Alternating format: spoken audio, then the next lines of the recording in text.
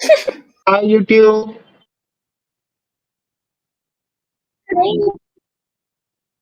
हाँ भाई, हाँ भाई। Hello to one people, despite Nubar boy, CEO of Todu Gang Company.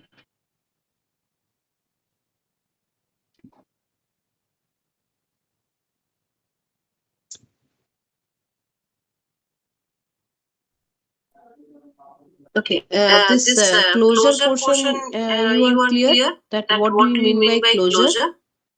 Who has asked this question? Yes, ma'am. Clear. Who has asked? Ma'am, Shobhik.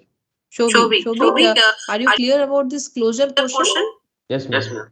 Okay. ओए कब होगा test? Ma'am क्या बोला?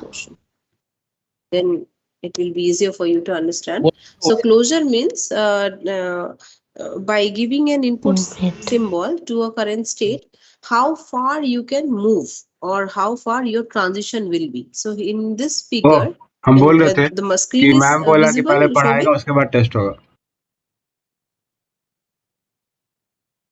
Yes, ma'am. Screen is visible. Achha, screen is visible. So in this, my transition details I have written below. What is saying in this line that if my current state is Q1 and I want to give a input symbol A to my current state, then what can be or what are the possibilities of my next state? Okay, so here in your Q1 state, if you are providing A, then directly you can see that there is a age from Q1 to P1. So that means definitely you can say in your Q1 state, if you give an input symbol small a, then you can reach to the next state called P1. तुमसे कोई बात नहीं करेगा।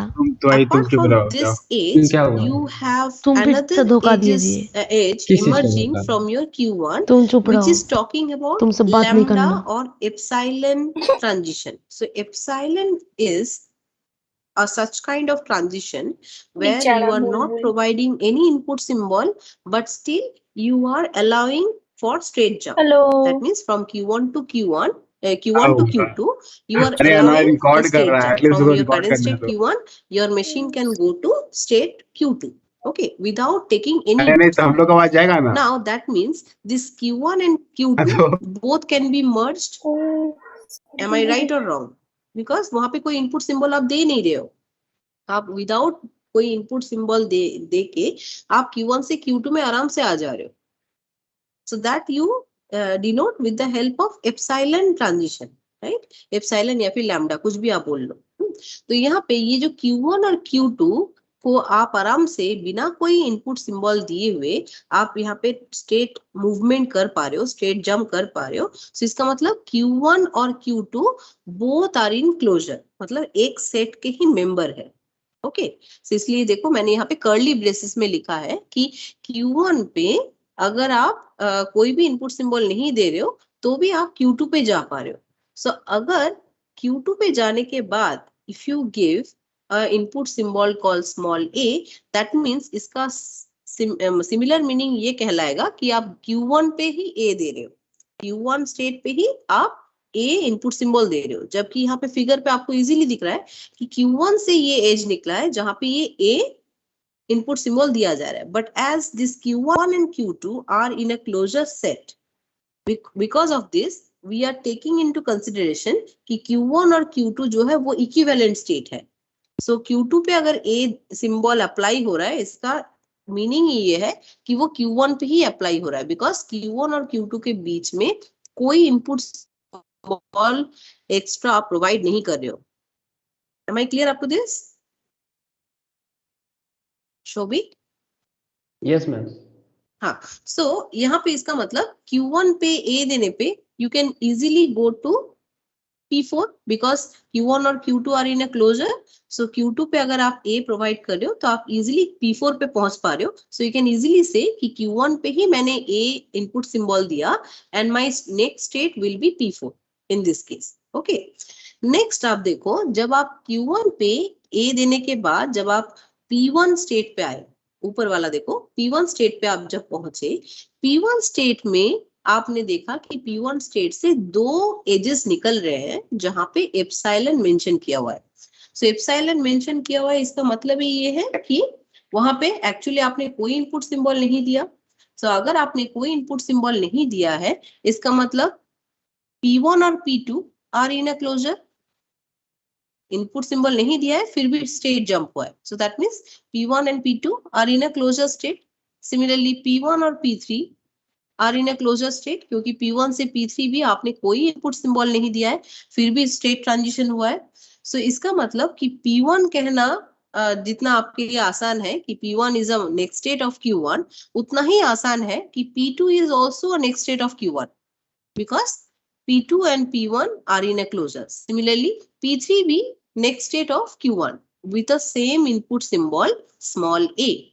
Okay तो ये जो हम input symbol के जरिए हम लोग जो निकालते हैं कि स्टेट ट्रांजिशन का डिटेल्स, तो यहाँ पे हमें अगर कोई भी ऐसा ट्रांजिशन डिटेल मिला जहाँ पे आपने बिना कोई इनपुट सिंबल दिए आपने स्टेट ट्रांजिशन किया, तो उनको भी आप क्लोजर स्टेट में इंक्लूड करते हुए चलोगे, जैसे कि यहाँ पे दिखाया गया है। ठीक है, अच्छा यहाँ पे ये दिखाने का मतलब क्या है कि Q1 स्टेट पे अगर ए इनपुट सिंबल आपने अप्लाई किया तो आपको कितने सारे नेक्स्ट स्टेट्स के प्रोबेबिलिटीज मिले। मतलब Q1 का नेक्स्ट स्टेट बना P1, P2, P3, P4, P5। सो ये जो इतने सारे next state for a present state, it is giving you a non deterministic, it is giving you a clue for your non deterministic nature. मतलब same state पे same input देने पे आप P1 पे जाओगे या फिर P2 पे जाओगे या फिर P3, P4, P5, no one knows. Okay, depending on the input it is getting and depending on the decision your machine will take at that moment, आप उस पर्टिकुलर नेक्स्ट स्टेट को चूज कर सकते हो। ठीक है, लेकिन जब हम NFA से DFA में चेंज करते हैं, सो DFA is talking about your deterministic nature. So deterministic मतलब एक करंट स्टेट में जब एक इनपुट सिंबल अप्लाई होगा तो उसके लिए डेफिनिट एक नेक्स्ट स्टेट डिसाइडेड होगा, इतना सारा नेक्स्ट स्टेट नहीं। तो हो सकता है कि जब हम यही सेम लाइन को हम NFA से DFA में कन्वर्ट करेंगे, सो ये P1, P2, P3, P4 और P5 को क्लब करके एक सिंगल स्टेट कंसिडर करें। तो यहाँ पे देखो, जैसे ही उस एग्जाम्पल में या फिर दूसरे एग्जाम्पल में आपने यहाँ पे जो पिक्चर देखा कि Q0 पे A देने पे आपका Q0 पे ही रह रहा है, या फिर Q0 पे A देने पे वो Q1 पे भी जा रहा है और Q0 पे A देने पे Q2 पे भी जा रहा है, ये नेचर आपका DFA में नहीं रहेगा। सो आपको क्या करना पड़ेगा, जब आप कन्वर्ट करना चाहोगे कि एक NFA से DFA में कन्वर्ट करना चाहोगे, सो हो सकता है कि आपको ट्रांजिशन टेबल ऐसा देख के आपको मोर देन वन NFA में जो एग्जिस्टिंग नेक्स्ट स्टेट दिख रहा है आपको, उन सबको क्लब करके एक single state in the DFA consider करना पड़ेगा। तो वो हम लोग देख लेते हैं कि जैसे यहाँ पे देखो, यहाँ पे इसलिए हमने क्या किया कि इंडिविजुअल हर एक स्टेट का हमने क्लोजर निकालना शुरू किया। सो क्लोजर अभी मैंने बताया, क्लोजर मतलब एप्सिलॉन क्लोजर, कि is there any epsilon transitions possible और नॉट। अगर एप्सिलॉन ट्रांजिशन का कोई भी इंफॉर्मेशन आपको मिल रहा है, सो आपको इमीडिएटली वो नोट डाउन करना चाहिए। जैसे Q0 में यहाँ पे जो आपको फिगर दिखा, Q0 का कोई भी एप्सिलॉन ट्रांजिशन आपको देखने को नहीं मिल रहा है, क्योंकि यहाँ पे Q0 से जितने भी सारे एजेस निकले हैं वो सारे डेफिनेट कोई इनपुट के लिए है, which is A। In this case this is A, so A is not equal to epsilon. So इसका मतलब Q0 में एप्सिलॉन ट्रांजिशन का कोई भी डिटेल नहीं देखने को मिल रहा है। तो अगर मैं यहाँ पे निकालना चाहूँ कि Q0 का एप्सिलॉन क्लोजर क्या है, सो Q0 ही रहेगा उसके एप्सिलॉन क्लोजर सेट में। ओके, सिमिलरली Q1 स्टेट को अगर इंडिविजुअली हम लोग कंसिडर करें, सो Q1 स्टेट से कोई एप्सिलॉन का इंफॉर्मेशन मिल रहा है कि नहीं, वो भी हमें देखना चाहिए। सो यहाँ पे आप देखो कि Q1 में सिर्फ एक ही एज निकल रहा है, विच इज फॉर B, और कोई भी एज Q1 से निकल नहीं रहा है, इन हो रहा है। ओके, Q1 पे देखो एक ही एज निकल रहा है, विच इज फॉर B और सेल्फ लूप, और बाकी जो एज आपको दिख रहे हैं A या फिर लैम्डा के लिए या फिर एप्सिलॉन के लिए, वो दोनों ही Q1 पे मतलब वो फॉल कर रहे हैं, they are getting into the Q1, they are not coming out from the Q1।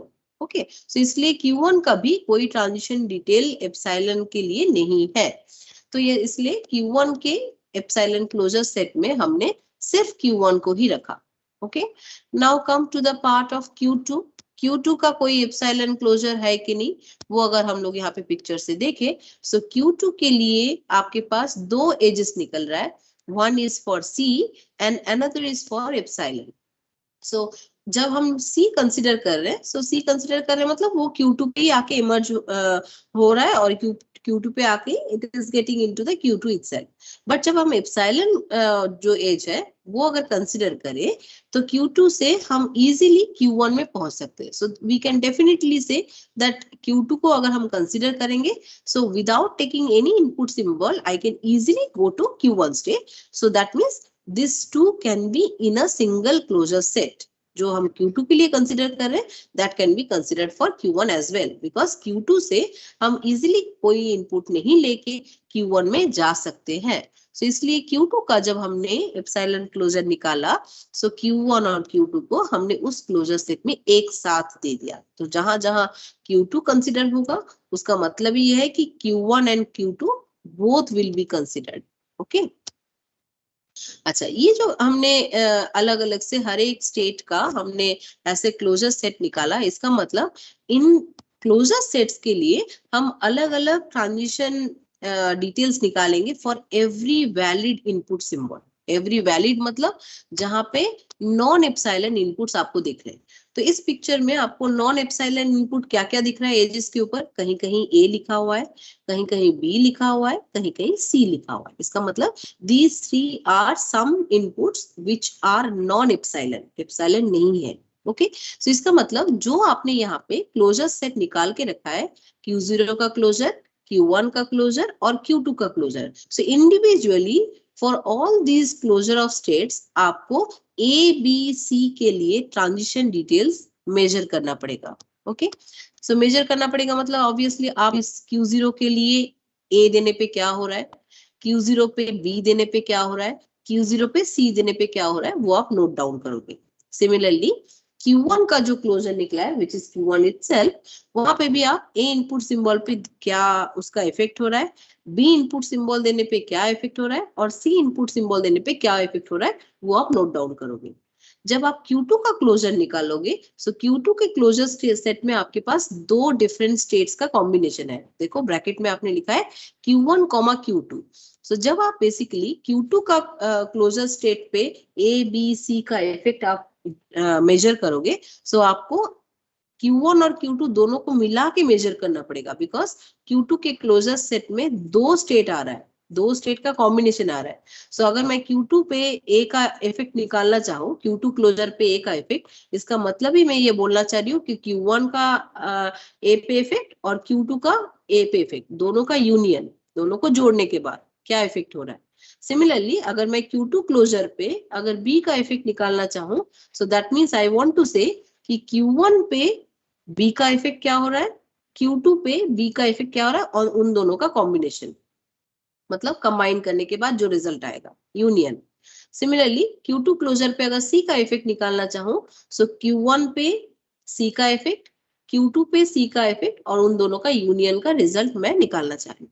तो ये जो हम लोग इंडिविजुअली निकाल रहे हैं कि Q1 Q2 पे इंडिविजुअल निकालने के बाद यूनियन कर रहे हैं, ये यूनियन करने का कारण ही ये है कि DFA में हम लोग कभी भी कोई एप्सिलॉन ट्रांजिशन अलाउ नहीं करते हैं। तो हमें कहीं ना कहीं ये उपाय निकालना पड़ेगा कि जो मेरा DFA बनेगा वहां पे ऐसा कोई एज ना हो जिसपे एप्सिलॉन लिखा हुआ हो या फिर जिसमें कोई भी नॉन डिटर्मिनिस्टिक नेचर शो करता हो। ओके, तो इसलिए हम लोग क्या करेंगे कि जब हम लोग कन्वर्ट करने की कोशिश करेंगे NFA से DFA में, तो हो सकता है कि किसी किसी टाइम पे हमें कंबाइन करके DFA में एक स्टेट कंसिडर करना पड़े। ओके, जैसे कि यहाँ पे पिक्चर में देखो, जब आप NFA में यहाँ पे देखे थे, सो Q0 में सपोज मैंने जज करना शुरू किया कि Q0 पे A देने पे नेक्स्ट स्टेट क्या हो सकता है। ओके, सो यहाँ पे A देने पे नेक्स्ट स्टेट देखो, तीन अलग अलग स्टेट का इंफॉर्मेशन आपको मिल रहा है कि Q0 पे अगर हम A दिए तो वो Q0 पे ही रहेगा, या फिर Q0 पे अगर A दिए वो Q1 पे जा सकता है, और Q0 पे अगर हमने A दिया तो वो Q2 पे जा सकता है, ठीक है। तो हमने 3 नेक्स्ट स्टेट का इंफॉर्मेशन अभी तक गैदर किया कि Q0 पे अगर A देते हैं तो उसके 3 डिफरेंट नेक्स्ट स्टेट हो सकते हैं, Q0, Q1 and Q2, okay. तो यहाँ पे जब मैंने 3 अलग अलग स्टेट की इंफॉर्मेशन को एक साथ क्लब करके यहाँ पे लिखा है, सो हमने क्या कंसिडर किया कि डीएफए में ये Q0, Q1, Q2 तीन का कॉम्बिनेशन एक अलग सेपरेट स्टेट कहलाएगा। इसलिए देखो इन तीनों को एक ही इलिप्स के अंडर में डाला गया। क्यों? क्योंकि डीएफए में नॉन डिटर्मिनिस्टिक नेचर नहीं एग्जिस्ट करता है, ओके। तो इसलिए हमने लिखा कि Q0 पे अगर हमने A दिया, so it is going to a state which is combination of Q0, Q1, Q2. Let's name it as a P, capital P. Suppose Q0, Q1, Q2 को मैंने नेमिंग किया, it is capital P. तो जब मैं capital P बोलूंगी इसका मतलब Q0, Q1, Q2 एक साथ कंसिडर करूंगी। तो अगर मैं कैपिटल P पे A देने पे क्या इफेक्ट हो रहा है अगर मैं जज करना चाहूँ, सो इंडिविजुअली आपको Q0 पे A, Q1 पे A और Q2 पे A अलग से चेक करना पड़ेगा, because P is a combination of these 3 states. Am I clear up to this, Shobhi? Yes, ma'am. Okay. Now Q0 पे A तो आपने चेकिंग कर लिया, अब Q0 पे आपको B और C के लिए भी चेक करना पड़ेगा। जैसे कि मैंने कहा कि जितने भी सारे नॉन एप्सिलॉन इनपुट सिंबल्स हैं, हर एक स्टेट के क्लोजर स्टेट्स के लिए आपको हर एक इनपुट सिंबल के लिए इंडिविजुअली चेक करना पड़ेगा। तो Q0 पे अगर आप इस पिक्चर में देख रहे हो, कोई भी एज ऐसा नहीं निकल रहा है जहां पे B लिखा हुआ है, राइट। इसका मतलब Q0 पे अगर आप B दोगे तो it is not going anywhere, right.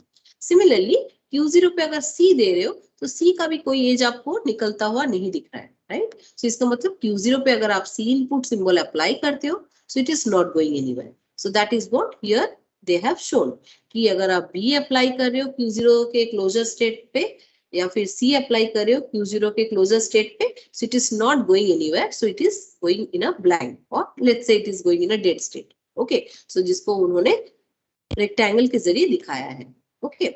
So the similar fashion you have to check for closure of Q1 state which is Q1 itself. इसका मतलब Q1 का क्लोजर आपने निकाल के दे दिया है कि Q1 खुद ही है। सो Q1 के लिए भी आपको A देने पे क्या इफेक्ट होगा, B देने पे क्या इफेक्ट होगा और C देने पे क्या इफेक्ट होगा, ये चेक करना चाहिए, ओके।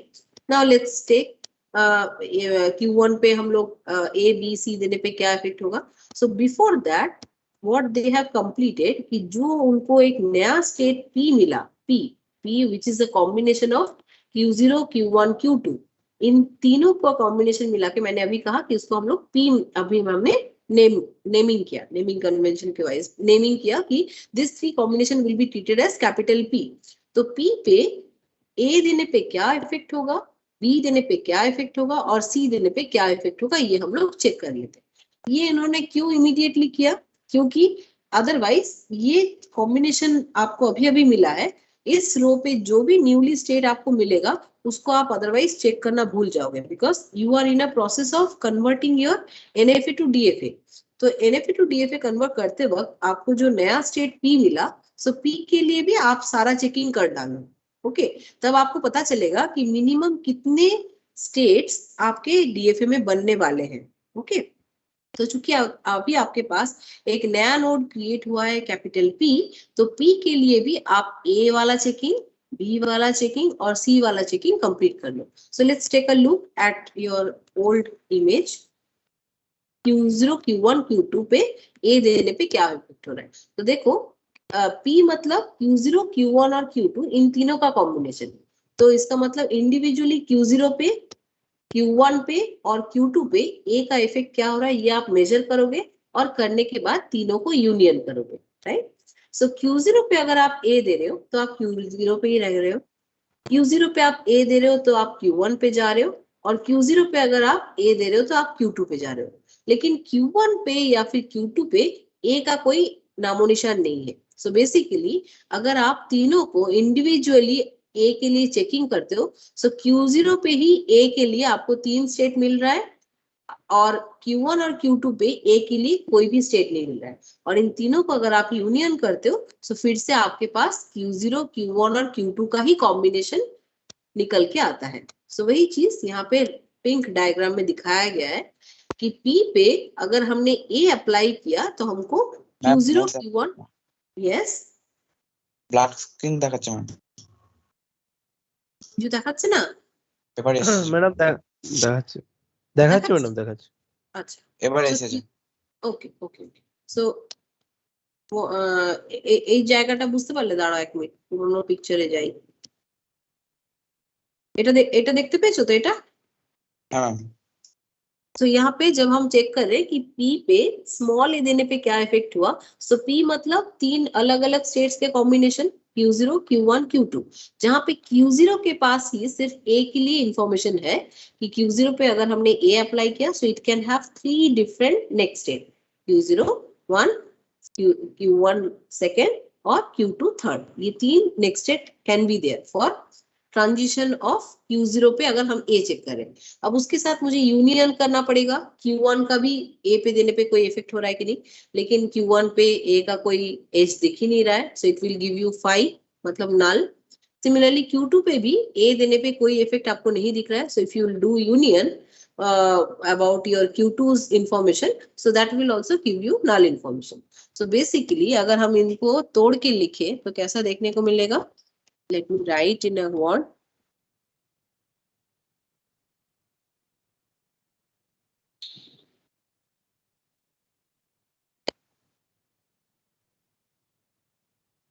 Just wait.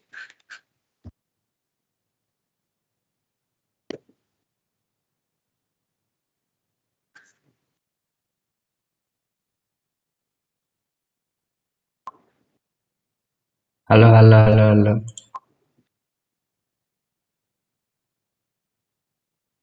बोलो। ये तुम लोग कुछ पूछने वाले थे क्या जो हम बोल दिए बीच में? भाई मेरे को कुछ समझ में नहीं आ रहा अभी मैम क्या पढ़ा रही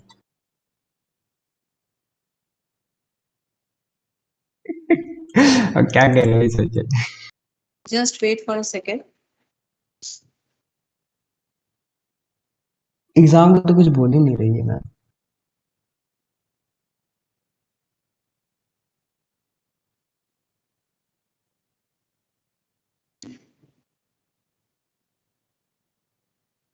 Okay. So यहाँ पे हमने लिखा पता कि नहीं P पे नहीं भी ले सकती। let me increase the font.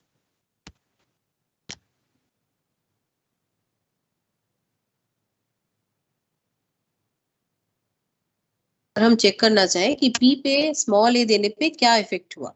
P is my current state और उसमें हम इनपुट सिंबल A दे रहे हैं, so what is the effect? So this means P को हमने ही क्रिएट किया है from the combination of Q0, Q1 and Q2। इन तीनों के कॉम्बिनेशन से हमने ही क्रिएट किया है।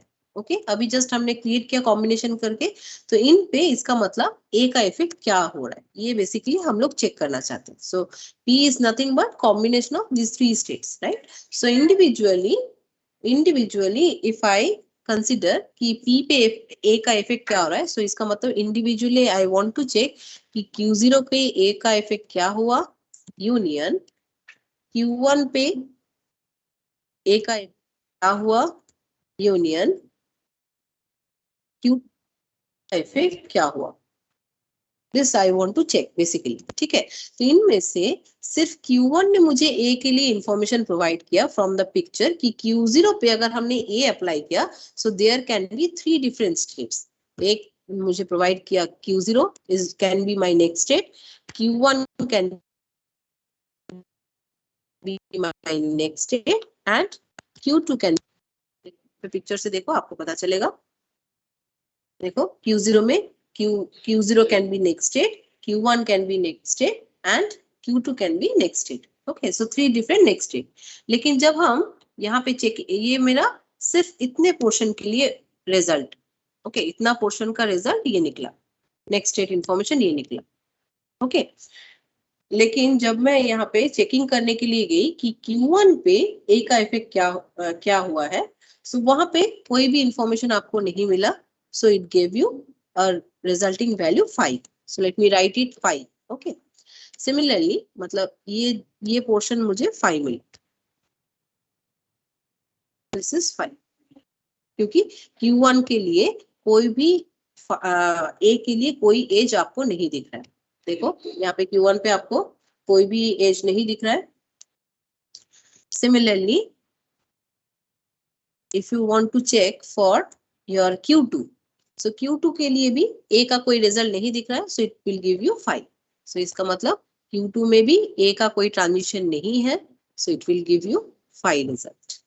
ओके. सो अगर आप इन तीनों को अगर आप कंबाइन करते हो, मतलब यूनियन मतलब कॉम्बिनेशन, जितना भी आएगा ऑल टुगेदर सम अप करके आप लोगे, so it will give you this result.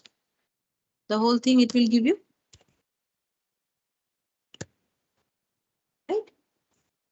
This thing अगर आप यहाँ पे कंसिडर करते हो, तो इसका मतलब ये बेसिकली क्या है, इन तीनों को कॉम्बिनेशन करने के बाद अगर Q0, Q1, Q2 निकला, तो इसका मतलब this is nothing but your P. Okay. So result क्या निकला कि P पे अगर आपने A प्रोवाइड किया, P पे अगर आपने A प्रोवाइड किया, सो आपका नेक्स्ट स्टेट क्या बना, आपका नेक्स्ट स्टेट बना P. Am I clear up to this point, Shobhi? Yes, ma'am. Yes, ma'am. Now, तो इसका मतलब हमने जो न्यू स्टेट P निकाला, मतलब न्यू स्टेट में हमने A के लिए चेकिंग कर डाला. तो similar fashion I have to check for B का ट्रांजिशन पे क्या होगा.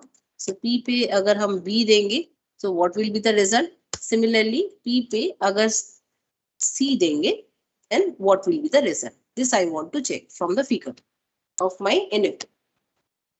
सो P पे मतलब अगेन तीनों का कॉम्बिनेशन. सो P पे अगर हम B देंगे, सो P मतलब combination of Q0, Q1, Q2, जिनमें से Q0 में कोई B का इंफॉर्मेशन नहीं है, Q1 पे है और Q2 पे भी कोई B का इंफॉर्मेशन नहीं है. सो बेसिकली अगर हम कंसिडर करें, सो मेरे पास इन तीनों के लिए B का इंफॉर्मेशन सिर्फ बीच वाला ही प्रोवाइड करेगा.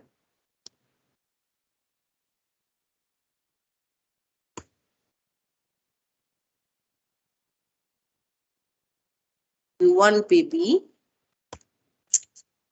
ये लाइन मुझे ऊपर लिखना चाहिए था.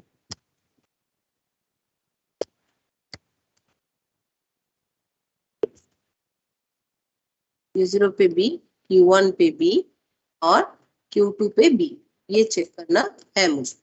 जिनमें से Q0 पे B के लिए कोई एज नहीं है, so it will give me 5 result.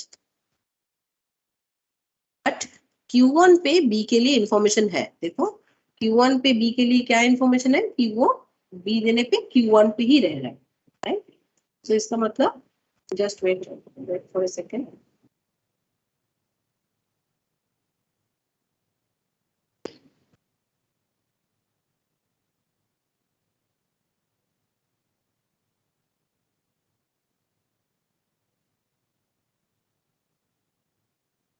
Okay. So यहाँ पे हम लोग लिखेंगे 5 के बाद ये Q1 पे ही रह गया. ओके. और Q2 पे भी B का कोई इंफॉर्मेशन नहीं है, so it will give me 5 information. So इसका मतलब अगर हम इन तीनों को कंबाइन करें, so it will give me only information about Q1 closure. Okay. तो मतलब P पे अगर हम B देते हैं, so it will give me Q1 back. Okay. अच्छा. सिमिलर फैशन P पे मुझे चेक करना पड़ेगा फॉर C सिंबल. तो यहाँ पे पिक्चर हम लोग देख लेते हैं कि जब हमने B का हमने ट्रांजिशन दिखाया, सो यहाँ पे देखो P पे अगर हम B दे रहे हैं, so it is going to the Q1. Okay. It is showing that. अब हम अगर C का चेक करेंगे, सो C के लिए भी मुझे इंडिविजुअली ऐसे ही चेक करना पड़ेगा. Only difference will be C here, क्योंकि P का मतलब ही ये है कि combination of 3. Okay. So Q0 पे C देने पे क्या इफेक्ट होगा, Q1 पे C देने पे क्या इफेक्ट होगा, Q2 पे C देने पे क्या इफेक्ट होगा, that I want to check. Okay. Now Q0 पे आई थिंक कोई C का कोई इंफॉर्मेशन नहीं है. Let's go back to the picture of NFA.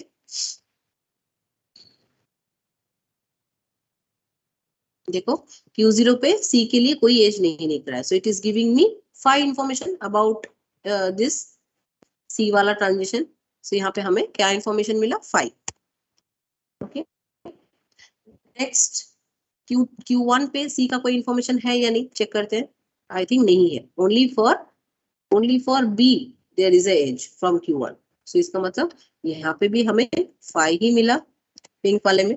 Okay, अब जब हम चेक करना चाहेंगे कि Q2 पे सी देने पे कहीं पे जा रहा है कि नहीं, सो Q2 पे यस सी देने पे it is going to Q2। Okay, so इसका मतलब यहाँ पे it is giving you information about your Q2 closure. Okay, अच्छा अब यहाँ पे याद रखो, जब मैंने अभी कुछ देर पहले आपको क्लोजर समझाया था, वहां पे मैंने क्लोजर मतलब कहा था कि Q1 का क्लोजर मतलब Q1 इटसेल्फ था। Let me go back once, not go back, go forward. Q0 मतलब Q0 itself, Q1 का क्लोजर मतलब Q1, बट Q2 का क्लोजर निकलना मतलब Q1 एंड Q2 बोथ। ठीक है, सो यहाँ पे जब मेरा Q2 का क्लोजर निकला है, so that means I should write here Q1 comma Q2, because Q2 का क्लोजर मतलब ओनली Q2 नहीं है, I can go from Q2 to back to Q1, so that is why Q1 comma Q2 I will write.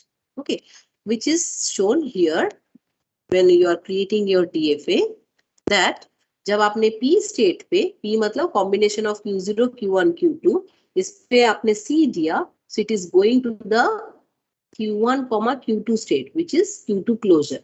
Ping में आप देख पा रहे हो, यहाँ पे देखो Q1 Q2, बिकॉज आपका रिजल्टिंग वैल्यू जो आपने निकाला है दैट इज Q2 का क्लोजर।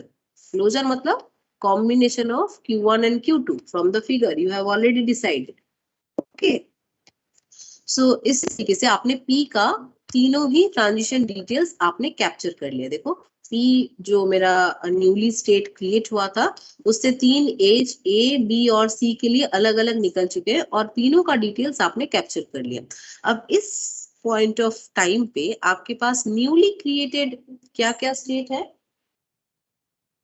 न्यूली क्रिएटेड स्टेट क्या क्या है जो पिंक कलर में आपको दिख रहा है। Q1 के लिए अभी भी कैप्चर करना बाकी है A, B, C का डिटेल्स, Q1 Q2 के लिए भी कैप्चर करना बाकी है A, B, C का डिटेल्स।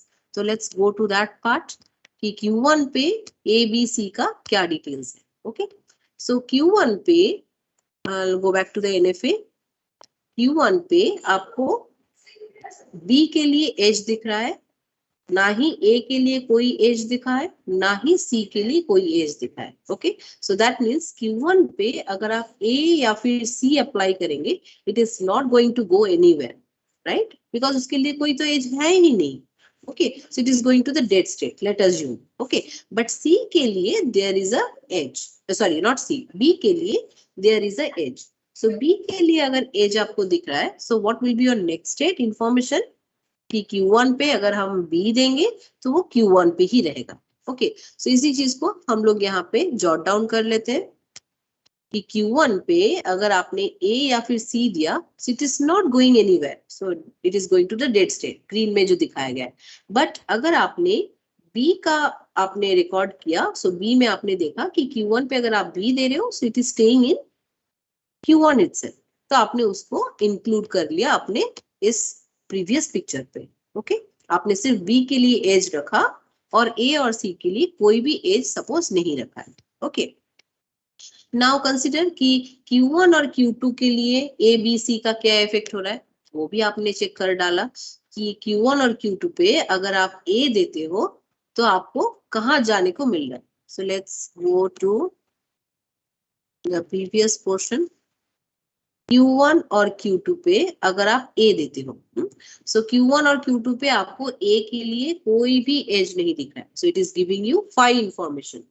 अच्छा, Q1 और Q2 पे अगर आप B देते हो तो कहाँ जा रहा है, Q1 से B में जा रहा है, लेकिन Q2 में B का कोई इंफॉर्मेशन नहीं है। सो इसका मतलब Q1 और Q2 को अगर आप कंसिडर करते हो कि अ new state called let's say capital Q, okay, just like before, कि मैं अगर इसको, ये जो मेरा स्टेट न्यूली क्रिएटेड स्टेट है, जिसको मैं सपोज येलो से, नहीं येलो नहीं, स्काई कलर से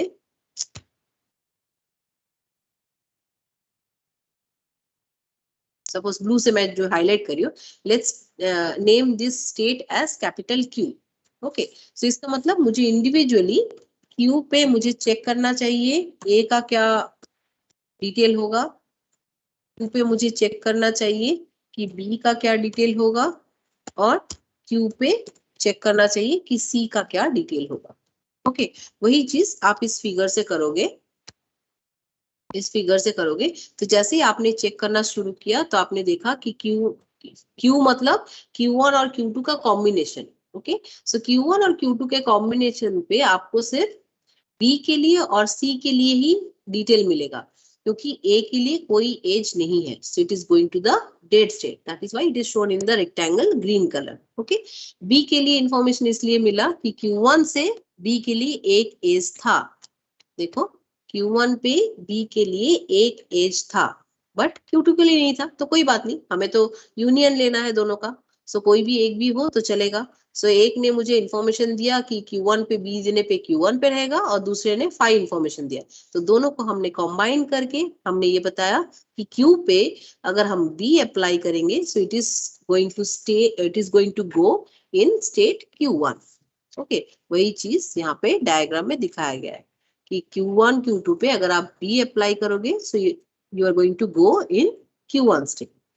सिमिलरली Q1 Q2 पे अगर हम चेक करते हैं, विच इज Q पे अगर हम चेक करते हैं कि C का क्या इंफॉर्मेशन है। अच्छा, यहाँ पे हम लोग लिख लेते हैं कि this is giving me 5 information, because कोई एज नहीं है। बट Q पे अगर हम B दिए तो हम इसने इंफॉर्मेशन दिया कि it is going to the state called Q1, sorry small Q1। Okay, Q पे अगर हम C का चेकिंग करेंगे, so it is giving me information about Q2। देखो, not Q2, basically Q2 closure, not Q2। यहाँ पे आपको दिमाग में रखना है कि जब भी आप Q1 या फिर Q2 को बोलो तो आपको क्लोजर ही कंसिडर करना है। यहाँ पे भी दिस वन वाज क्लोजर। तो जैसे ही आपने Q2 का क्लोजर बोला, सो इसका मतलब एक साथ Q1 और Q2 दोनों के ही कॉम्बिनेशन आ गए, Q1, Q2, and this combination is nothing but your Q, capital Q. This is nothing but your capital Q. इसलिए देखो यहाँ पे जो एज निकला है कैपिटल Q से C के लिए, it is a self loop. मतलब Q1 Q2 पे अगर आप C अप्लाई करते हो, so you are going to stay in Q itself, Q1 Q2 itself. Okay, अब इन सारे फिगर्स को आप इंडिविजुअली अगर कंसिडर करते हो फॉर मेकिंग योर DFA, तो आपने देखो यहाँ पे ये स्टेट आपने कंसिडर किया एज अ कैपिटल P, जो मेरे ऊपर मैंने यहाँ पे लिखा था, this is capital P। Okay, और जो मैंने यहाँ पे ब्लू पे जो लिखा है, that is your capital Q। This one is your capital Q। देखो मैंने यहाँ पे लिखा है Q1 Q2 को मैंने कैपिटल Q कंसिडर किया है, राइट। तो इसका मतलब अगर इन सारे स्टेट्स को हम कंसिडर करते हैं तो मेरे टोटल DFA में कितने सारे स्टेट्स बनेंगे। Q0 तो था ही, Q0 का क्लोजर से हमारा जर्नी स्टार्ट हुआ था। उसके बाद हमें न्यू स्टेट मिला है capital P, which is nothing but a combination of Q0, Q1, Q2। उसके बाद हम आगे बढ़े तो हमें we got a new state called Q1 Q2 which is capital Q, और एक स्टेट मिला which is only Q1। Okay, so मेरे ओरिजिनल NFA में I had only 3 states, Q0, Q1, Q2। जबकि हमने जब उसको DFA में कन्वर्ट करना शुरू किया, उनको कंबाइन करते करते हमारे पास 4 स्टेट वाला एक DFA मिला, which is nothing but a equivalent DFA for your corresponding NFA. But here the speciality is that there is no any epsilon transition, there is no any non-deterministic nature. For every non-epsilon symbol, you have a definite collection of your next states. Okay, जहां जहां आपको next state का information नहीं मिल रहा था, वहां वहां आपने एक डेड स्टेट को इंक्लूड किया, which is shown in the rectangle, right. This is a dead state. तो इसका मतलब इन पर्टिकुलर स्टेट्स में इन पर्टिकुलर सिंबल के लिए, नॉन एप्सिलॉन सिंबल के लिए कोई भी नेक्स्ट स्टेट इंफॉर्मेशन अवेलेबल नहीं है। So that is why you have shown with the help of a rectangle, right? So at my point, Shobik. Yes, ma'am. So any problem in this? No, ma'am. So once you have converted your DFA, so your problem is done. From your regular expression, you will first convert to NFA, and then from your NFA, you will start calculating your equivalent DFA. And that's it. Understood? Yes, ma'am. Anybody else is having any doubt?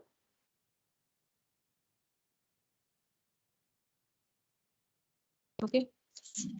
If nobody has any doubt, then I अरे तो will भाई और go क्या ahead with बोले? the doubt है वही ना grammar. बोले, नहीं है. Because that तो ambiguous टेस्ट होगा. grammar I will have to start. Acha, now first let me talk about the types of grammar you have already read in your automata. Okay, so in your automata you have gone through हाँ 4 वही ना, इसीलिए different तो हम time types को of पार करवा दिए, इसलिए तो grammars. बोले. One was type 0 grammar, another was type 1 grammar, then type 2 grammar, and type 3 grammar. You have already gone through. Huh? So let me just quickly brush up about different types of grammar, but we do not need all types of grammar here. Just let me quickly brush up because for these different types of हमको grammar, बहुत you नींद have uh to रहा है, हमको understand नहाना the भी है. nature of the production rules. Okay, so मेरे को भी नहाने first जाना, we भूख भी will लगा. talk about अरे हम unrestricted नहा grammar, लेते, लेकिन which is 12 बजे also known यहाँ as type नहीं आते 0. ना तब नहा. Okay, so I will write here type 0 grammar. Type 0 grammar, which is अरे दिन भी पूछना ना मैम से एग्जाम कब होगा. grammar. छोड़ो. अरे, अब नहाने जाएंगे फिर एग्जाम ले लेगा तो क्या Unrestricted करेंगे. grammar means अभी if, कैसे लेगा? अभी तो it क्लास is चल रहा है. having मैम मैम a को इतना ज्ञान है. production like this, that अभी खत्म हो जाएगा alpha, क्लास तो let's नहीं talk लेगा. here A produces B. If your production is of this sort of, A produces B, where A is known as left hand side derivative, which is known as antecedent, and right hand side derivative is your B, which is also known as consequent. Okay, so this can be read as A produces B. So that means if you have A at your left hand side derivative, so you can easily replace this with your right hand side at its next level. So that means if I consider it as a tree structure, so A will be your parent node, and for it is having one child, which is B. Okay, so A produces B मतलब A will be your parent node, जहाँ से child node आप generate कर सकते हो, which is B. Okay, so B will be at its next level. Okay, now A and अरे B, मेरा जो तो left और hand 2 side बचा है. derivative और right hand side derivative के बारे में मैंने बताया. So वाओ इसमें Ankita, you are so different types of intelligent. grammar जब आता जाएगा, Yes. so उनके length और उनके nature में थोड़े changes होते जाएंगे. क्या क्या changes गाली वो क्या होते बचा है? हैं? When I'm talking about unrestricted grammar, 2% so बचा. your left hand side derivative cannot be epsilon. That is the only restriction rule in your type 0 grammar. Okay, and A can be of any length, B can be of any length. मतलब LHS और RHS में जो length of the symbols consider किया गया, मतलब यहाँ पे A और B दिख रहा है, मतलब डोंट थिंक कि A is made up of single symbol या फिर B is made up of single symbol. I have already told that A can be of any length. Length of your left hand side can be अगला any length, class है. and left hand of right hand side of Vijay your का class है. production can be of any हाँ length. विजय गांडू. Okay, n length. उसके बाद CLC है. Type 0 उसके grammar बाद में basically ह्यूमैनिटीज है. there you are CLC not करेगा. having any kind of restrictions. कितना कम मार्क्स दिया है Next thing I घटिया. want to mention about this production is that हरामी आदमी. normally what happens वही ना. when you talk about this alpha and beta like this, so in case बहुत of गंदा your इंसान है. भाग. compiler, you consider that this left hand side will be a non-terminal value. Non-terminal means something which is variable. बोलो जरा Soumitra These लोग का are marks check करना non-terminal. कितना है. कैसे देखे बोलो? मतलब I think सबको पता है सौमित्र this का value तुम पूछ can low. change. In C, हाँ पूछ variable लो, declare कुछ करते हो भी. ना, int I equal to Gargi का तुम्हारा 5. So पासवर्ड है. I is a variable. हाँ बोल, Or शाम 5 को आना is not a करेंगे तो. variable. 5 is a constant. So Yes, मजा here the left hand आएगा. side of बस your हमको production और is किसी का मार्क्स basically नहीं पता talking करना है, हमको about उसका पता करना है। non-terminal किसको? or string of non-terminal. किसका? If it is इन लोग को having कम है, n length, अरे then ह्यूमैनिटीज string का। of non-terminal. Okay, and if it is a single वही length हाँ मुझे को कितना दिया ह्यूमैनिटीज है? I सबको mean variable, 21 then or non-terminal, then only one 21 variable ना मेरे will को be भी there. दिया है Okay, घटिया। one non-terminal will be there. अगर तुमको कितना B दिया जो है, which is at the right hand side, B will be तुमने your ग्रुप में 22 आया। बॉस combination प्रतीक of को ज्यादा दिया है। वो शायद रिप्लाई करता है सर को। terminal नहीं and पता है terminal. क्या सोचते दिया।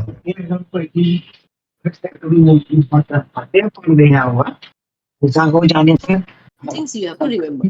In case you are क्या? writing any grammar rule in your तो पोषक compiler, दागो so when you are writing A produces B, so A will be always non-terminal or string of non-terminals, and B can be any combination of non-terminal as हम well जा as रहे नहाने non-terminal. और मतलब खाने। combination. हाँ सब भाई हो गया तो मैंने कॉल लिखा करना। small x हाँ भाई capital हमको Y. भी हम फुल साइलेंस B का is हटा equal they. to, let's suppose मैंने ऐसे लिखा है कि बाय गाइस P शाम को produces मिलते हैं।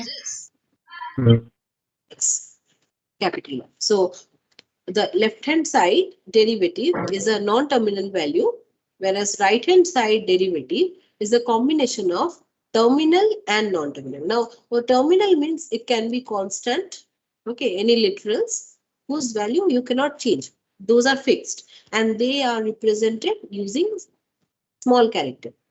In smaller case, you represent those terminal values, and in capital case, you represent all the non-terminal values. Okay, so non-terminal means always capital letter. Let me write. And terminal matlab small letter. These things you have to remember. Okay, whenever I will write here P produces XY, and if I ask you which are non-terminals here, so you should definitely tell me P and Y, because these two are in capital. So these two are non-terminal, and the one which is in small letter, so that is your terminal value, whose value is fixed. You cannot change. Okay, which is further not derivable. Okay, likewise you remember. Now this thing I have talked about your type 0 grammar, where any restriction is not there about the length of your left hand side derivative or your right hand side derivative. But if I talk about type 1 grammar, which is context sensitive grammar, you have already gone through, just I'm recapping it for you. So this is type 1 grammar, means context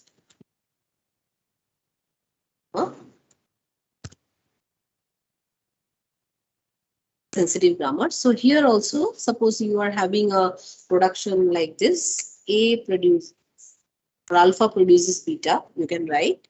Okay, so here the restriction is that the length of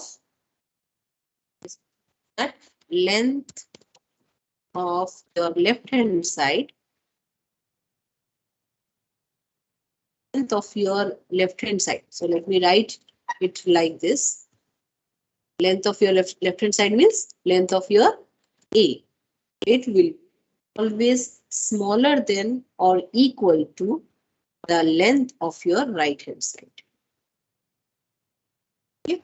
So यहाँ पे restriction यही है कि A और B का जो भी आप लेंथ यहाँ पे देख रहे हो, A का लेंथ कभी भी B के लेंथ को एक्सीड नहीं कर सकता है. Minimum that will be equal to, sorry, maximum that will be equal to, and minimum उससे छोटा होगा. So A का लेंथ ऑलवेज B से छोटा होगा, या फिर एट मैक्स वो दोनों बराबर हो सकते हैं. So that is your restriction for your type 1 grammar, which is context sensitive. Okay, और यहाँ पे भी left hand side can not be epsilon, that is also fixed. Okay, जैसे कि वहां पे टाइप 0 में था, सो यहाँ पे भी टाइप 1 में भी सेम एप्लीकेबल. ओके, अच्छा, type 2 onwards I will start tomorrow. I think you have class right now, is it? You all have class, no? Yes, madam. Okay, okay. So let me stop here and give you attendance.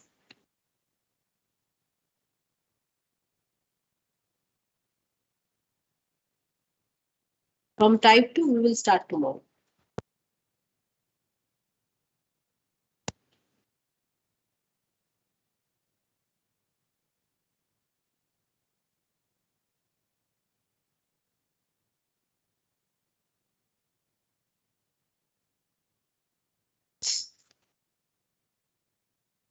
And Wednesday, I will take the test, but for test, first I will start the class, then I will take the test. Huh? Okay, so I will start the class means it will take maximum half an hour. Okay, so first you join in the class, then you go for your test submission. Okay, when I will leave you by taking your attendance. Okay. Complete time I will not waste, because only 10 question of 2.5 marks, that will hardly take for you to submit 20 minutes. Okay, so I will half an hour I will take class first, then you will submit your test on Wednesday. Okay, okay, I have taken your attendance, so you all can leave. Okay, if any doubt persists, then tell me tomorrow.